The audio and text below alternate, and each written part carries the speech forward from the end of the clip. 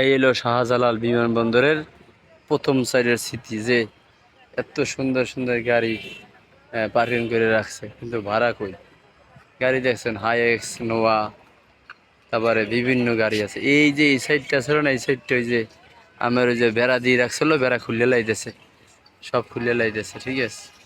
কত হাজার হাজার গাড়ি খাড়াই রয়েছে দেখছে। আর ওই যে মানুষ আইব, এই যে সবাই দাঁড়াই রয়েছে, বই রয়েছে গরমের ভিতরে।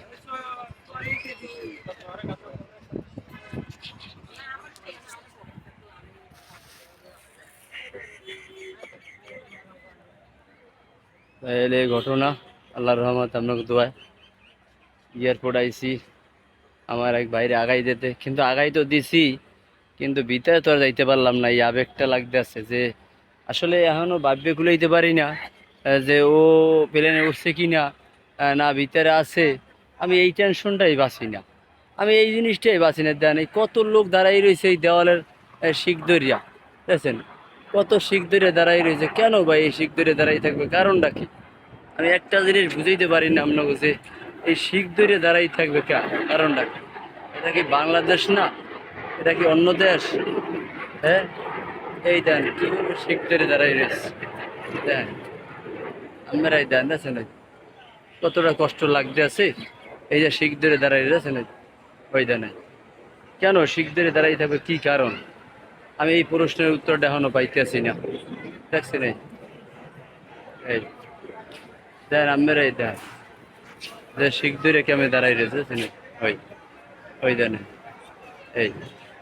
কারণ আমি একটা দিন ভাবি না, কেউ বেশি কথা কইলে আবার সমস্যা, কারণ কি কমু আর কি হয়ে যাইব।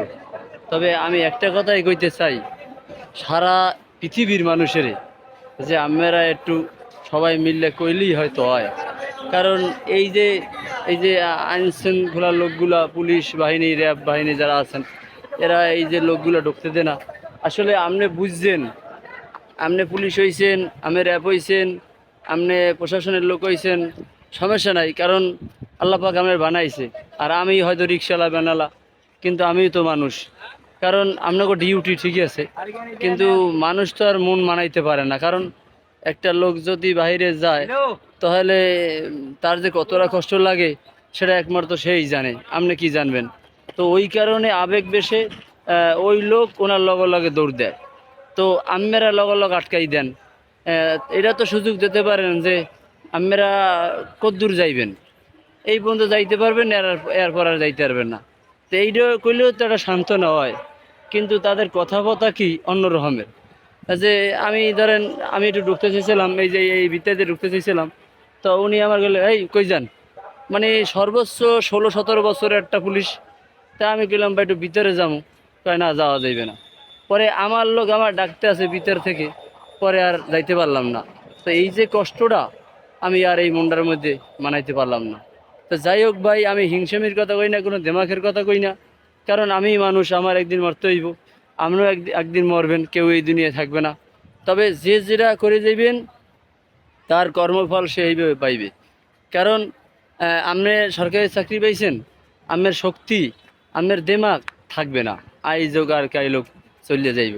যদি চিন্তা করেন যে আমি সরকারি লোক, আমি এত টাকার মালিক, এত টাকা বেতন পাই, বা এটা ভুল। যদি ভাবেন আমি মানুষ, ও মানুষ, একটু সহযোগিতা করি, তাহলে মনে হয় ভালো হয়। এই যে গেটটাই, এই যে গেট, এই গেট থেকে প্রবেশ করে মানুষ আসার পথে, তো এখান থেকেই অ্যাটাক করে, এলে সমস্যা। তো যাই হোক, এই এলো সমস্যা, আর কি কমু, বড় কোনো ভাষা নেই।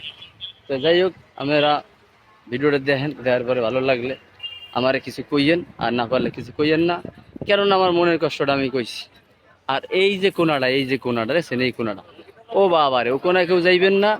যদি আপনাকে মনে চায় আগে মুততে বাড়িতে যাইবেন, ওখানে গেলে ঠেয়াই মফেল, ঠিক আছে।